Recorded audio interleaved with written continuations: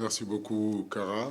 L'enseignement, c'est plutôt du positif dans la mesure où on gagne un match de préparation, où on a eu quand même 10 jours où l'intensité a été très haute, où en réalité ces matchs de préparation rentraient dans la préparation. Parce que ce qui est important, pour nous, c'est le match quand même contre la Gambie. Donc l'objectif aujourd'hui avec mon staff, c'était de faire participer tout le monde, donner du temps de jeu à tout le monde, c'est ce qu'on a fait aujourd'hui. Mais j'ai beaucoup aimé l'attitude, les comportements, même si effectivement je pense que sur ce match-là, on aurait pu quand même marquer beaucoup plus qu'un but. Voilà, donc comme on le dit, on va continuer encore à travailler là-dessus. Mais aujourd'hui, l'objectif était atteint. C'était de donner du temps de jeu à pas mal de joueurs. C'était important par rapport à la semaine qu'on a fait de 10 jours, qui a été quand même une semaine où on n'a pas aménagé nos joueurs et on a essayé vraiment de travailler sur le plan athlétique et sur le plan physique. Le match contre le Cameroun, Crépin était plus à l'extérieur. Et si vous vous rappelez, c'était Pape Matassar qui était un petit peu à côté. Aujourd'hui, c'était Ismaïla qui était à l'intérieur du jeu. Donc aujourd'hui, on a décidé de faire autrement, c'est-à-dire d'amener Crépin à l'intérieur du jeu et de laisser Ismaël Assar dans son poste de prédilection où il est capable de percuter, où il est capable d'apporter des centres. Mais en réalité, je veux dire, c'est un système que les garçons comprennent. On est en train d'y travailler depuis le début de la semaine. On a joué ainsi contre l'Algérie. On a joué ainsi aussi contre le Cameroun. Donc nous sommes en train de le peaufiner, qui est différent un petit peu de la façon qu'on a joué contre le Togo. Et je le dis, je le répète encore, c'est pas le poste qui est important, c'est surtout le positionnement. Et aujourd'hui, on a vu quand même dans le milieu de terrain un Pape Gueye, un Crépin Diatta dans la distribution et dans l'orientation du jeu, très très très intéressant. Donc maintenant, il faut qu'on continue à travailler dessus. L'ambiance est bonne dans le groupe. On a énormément de confiance. Encore aujourd'hui, les garçons ont montré leur solidarité, malgré un match quand même sur le plan physique très difficile. On a montré que dans cette équipe-là, tout le monde a été capable de jouer. Donc j'ai envie de dire que nous avons énormément d'espoir. Nous savons aussi que nous allons à une CAN où les matchs seront disputés. Le Sénégal sera attendu, mais je crois que c'est à nous de garder cette sérénité-là, de préparer nos victoires. Effectivement, beaucoup de gens espèrent qu'on gagne 3 ou 4-0 chaque sortie de l'équipe nationale du Sénégal. Moi, comme je vous l'ai dit, la CAN, c'est très compliqué, c'est très difficile. Il nous faudra rester serein, préparer nos victoires. Effectivement, ça peut se décanter rapidement en première période. Je pense qu'aujourd'hui, ça aurait pu se décanter aussi en première période. Mais si ça se décante pas, il faut rester quand même calme, il faut rester posé, il faut continuer à travailler cet adversaire-là pour se dire qu'on peut marquer ce but-là à la 90e, on peut le marquer à la 95e minute, comme on peut le marquer à la première minute, comme ça a été le cas ici contre le Soudan. Mais je crois que les matchs doivent se préparer et nos victoires, nous devons les préparer. Il ne faut pas qu'on confonde vitesse et précipitation. L'infirmerie, comme vous le savez, bon, moi je n'ai pas donné encore cette information-là, mais elle est effective. C'est une information qui est vraie. Très triste pour un garçon comme Boulaye, un garçon comme Séni. Je sais qu'ils ont préparé cette canne.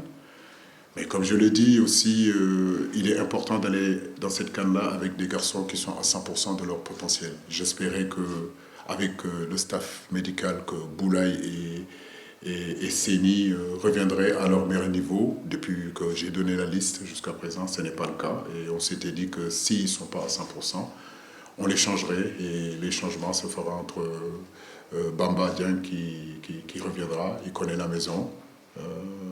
Il sait où il est. Actuellement, il est bien aussi à Lorient. Je crois qu'il revient de blessure, c'est intéressant.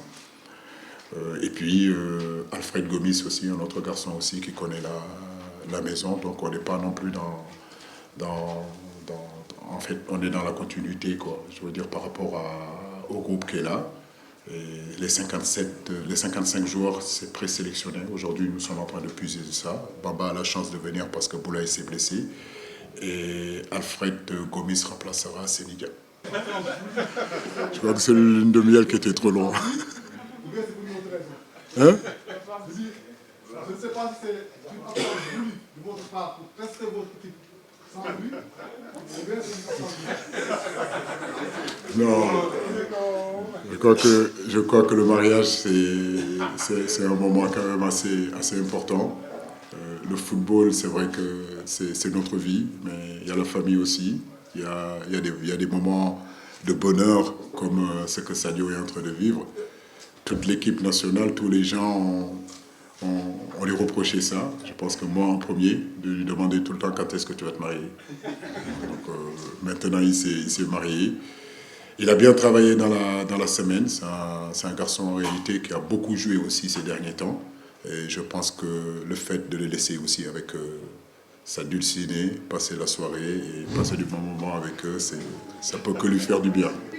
Voilà, nous lui souhaitons vraiment beaucoup de bonheur et que vraiment qu'il ait beaucoup d'enfants et que, comme on dit, Manekunda se commence avec lui, avec d'autres enfants et beaucoup de choses dans ce mariage-là. Voilà. Merci. Oui, parce qu'aujourd'hui, il y a énormément d'améliorations dans nos infrastructures aujourd'hui. Rappelez-vous, il y a quelques années, il était difficile pour nous de faire une préparation ici au Sénégal parce qu'on n'avait pas des infrastructures. On passait notre temps à aller en Europe ou aller dans d'autres pays africains. Aujourd'hui, avec ce stade-là, avec le stade annexe, aujourd'hui, les conditions sont réunies pour nous de pouvoir nous préparer ici, rester ici, et c'est cette option-là que nous avons pris. Et n'oubliez pas qu'on a encore une semaine. Demain, normalement, on devrait voyager. On devrait aller voir le président de la République, Macky Sall, pour qu'il nous remette le drapeau. Et après, par la suite, on a tout le temps de rallier Yamoussoukro, on arrivera et installer notre base. Donc, en fait, on n'est pas en retard. C'est quelque chose qu'on avait prévu ainsi. Maintenant, c'est vrai que, comme je le dis, on a 27 bons joueurs. Et je le dis, dans cette équipe-là, tout le monde est capable de jouer. Aujourd'hui, c'est vrai qu'on a eu des absences, mais les gens qui sont là, ils ont montré aussi à quel point ils avaient envie de jouer. En première période, c'est vrai, il y avait une équipe qui était constituée, qui a fait de très bonnes choses, je pense qui aurait pu marquer même dans cette période-là. En deuxième période, c'était prévu aussi avec le préparateur physique que, à part peut-être un ou deux joueurs qui pouvaient terminer le match à l'heure de jeu ou bien à la mi-temps, on allait changer de groupe.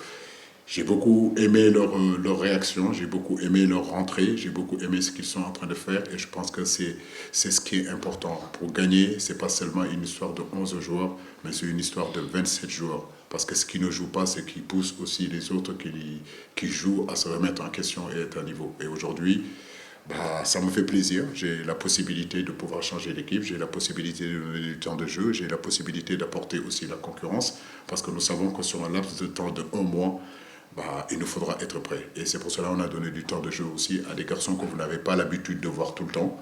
Et ça fait que tout le monde est concerné. Écoutez, déjà moi je suis un préparateur mental. Mais c'est vrai, on peut l'imaginer, on peut se dire qu'il y a d'autres écuries qui le font, il y a d'autres pays qui le font, qui se déplacent avec un psychologue pour justement préparer les joueurs. Maintenant, comme je dis, cette option-là, en réalité, nous ne l'avons pas choisie. Pourquoi? Parce que nous pensons que, même si ce n'est pas notre travail, la préparation mentale, mais je crois qu'on arrive à trouver les mots qu'il faut pour toucher le cœur de ces garçons-là. C'est ce qu'on a toujours fait en 2017, c'est ce qu'on a fait en 2018, c'est ce qu'on a fait en 2022. Je le dis, quand c'est important, nous saurons nous remobiliser. Et c'est des garçons, je n'ai pas besoin d'être derrière eux. Ils savent pourquoi ils sont là. Et ce qu'ils ne me donnent pas, c'est parce qu'ils ne l'ont pas. Mais je pense que mentalement, ils sont quand même assez costauds. Et on a montré encore cet après-midi, malgré un match assez compliqué, on a montré qu'on n'abandonnait pas, on a montré qu'on était capable de nous battre jusqu'à la 94, jusqu'à la 95e minute. Et c'est ça le mental, en fait. Voilà. Donc ça, j'aime bien cette attitude et ce comportement-là. Merci coach balaa ñuy tàggatoo dañ koy tënk tuuti ci wolof nga wax ñu rek ban jàngat nga am ci match bi nga xam ne